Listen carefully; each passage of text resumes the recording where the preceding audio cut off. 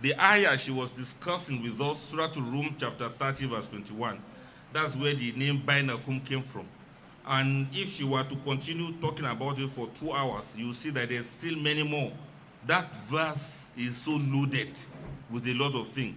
In fact, it is supposed to be the anthem of marriage. It's supposed to have the slogan of love.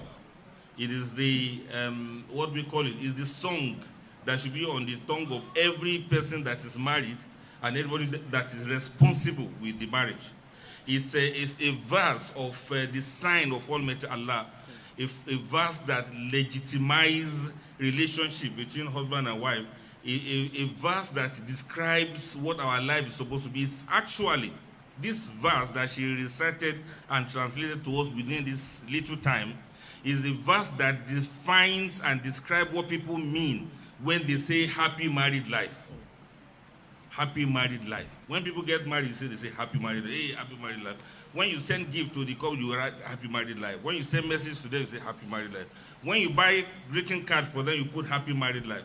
Happy married life, there are three things there. There's happy, there's marriage, and there's life. You are combining three things together in just that sentence. Happy married life. Is it a wish? Is it a prayer? Is it a warning? Happy married life. Is it sarcasm? How do we describe it? Because it's one thing to be happy. It's another thing to be married. Most marriages don't guarantee happiness. Some people can be happy without the person they are married to. And some people can be married without any happiness. Then the life part of it, especially. Many people, the day they get married, that is when they lose their life. I'm not talking about the life of not breathing. I'm not talking about the life of not surviving. I'm talking about the life of thriving, of growing, of flowing. Some people don't have life anymore because they are now married. She cannot be herself anymore. He cannot be himself anymore. And it so happens, if you notice very well, it so happens, if they say, who are you? You may be tempted to describe yourself in line with your career. You say, I'm a doctor. Or in line with your profession, you say, I'm a lawyer. Or in line with what you sell, you say, I'm a businessman. Who are you? Say, I'm a politician. Then, who are you? You may even use your marriage to describe yourself. Because you are the husband of somebody, or you are the wife of somebody, you are the daughter of somebody, you are the son of somebody, you are the cousin to somebody, and somebody is your cousin. You are the father of somebody, another person is your father. You are somebody's mother, another person is your mother. You are something to somebody. Then what are you to yourself? You are a husband to your wife, and you are a wife to your husband. Then what are you to yourself? Sometimes you forget about your life. You don't even have a life again. You are Maman Aisha, and you are Baban Haruna. Okay, before Aisha, before Haruna, let's remove Aisha, let's remove Haruna, let's remove your husband, let's remove your wife, let's remove your job, let's remove your profession, let's remove your money, let's remove your car. You know, to say Alhaji May Pathfinder is here. That you are using Pathfinder to describe yourself. Do they still use Pathfinder anymore? What car did you mention the other time? Which one? Bugatti. Yes, I was remembering. You know, they didn't teach us in school. You are the Alhaji May Bugatti, the one that owns Bugatti. Let's say we remove everything that you own, then what is left? What is left with somebody? So when they say happy, some people don't understand happiness. Everybody look for happiness. You can't enter somebody's house and be checking under the chair and say, they say, what are you looking for? I'm looking for happiness. Please, do you have happiness there? And you can't go to supermarket and say, please give me 2 packets of happiness. The same thing with the mawadda and rahma, love and mercy that she was trying to describe to us. You can't go to someone's house and say, I'm looking for love here. Do you have love here? Where can you buy mercy? Who has the address? Who sells mercy? Who has mercy? Who is holding mercy? Who is keeping mercy? Then what of love? How do we get love? Where do we get love? How do we make love? How do we manufacture love? How do we provide love? How do we protect love? How do we take love? How do we give love? None of this we were taught. Yet, when we get married, People will say happy married life. Where will you get all of those three combined? Unless if you realize what she just read, and I want us, when we get home, we should think about it.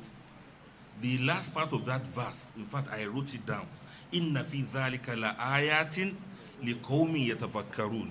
Indeed, in these are signs for those who can reflect, for those who can think. Thinking is so underrated. Not many people think. Let me ask you now, what do you think about? When you think, do you think or you are thought? You actually think, or the thought just comes to your mind? And when you think, what exactly do you think about? If you were to make some analysis, how many people do you know of that actually think, or that actually have something to think about? If husband and wife are people who think very well, that means they will think well before they do things, right? Yeah, that means they will look at each other and know what they think. Look, let somebody ask their spouse one day and say, what do you think of me? What do you think I am? Or who do you think I am? Tell me, who do you think I am? Let the husband ask the wife. Let the wife ask the husband, who do you think I am? Do you know that many people go into marriages for many reasons? Some people it is, well, I'm old enough, I need somebody to touch me and to touch somebody in halal way. So that is one of the reasons. Sometimes it's to fill a gap that is missing in your life. You are not complete. You want somebody else to complete you. Sometimes it's because you are looking for somebody to depend upon. So you go into, quote, dependence with that person. Some people, it is calculation. Okay, this person's family has money. If I marry from this family, then I should be able to get part of the money that will rub off on me. So many brothers do that. If you say, okay, marry this lady, you say, where does she work? If you say, okay, marry this brother, you say, what car does he use? If you say people should marry each other, she'll be like, I'm still doing Sikhara. This Sikhara is to find out where he lives. You say, brother, marry her now. She's a very nice lady from good family. He will say, is her father a politician? What contract can they give me if I marry them? You now see people calculating and calculating. They are thinking of each other as gold mine. They are thinking of each other as the path to riches. The prophet didn't say you cannot get rich when you marry. But what I'm saying is, what do you think of one another?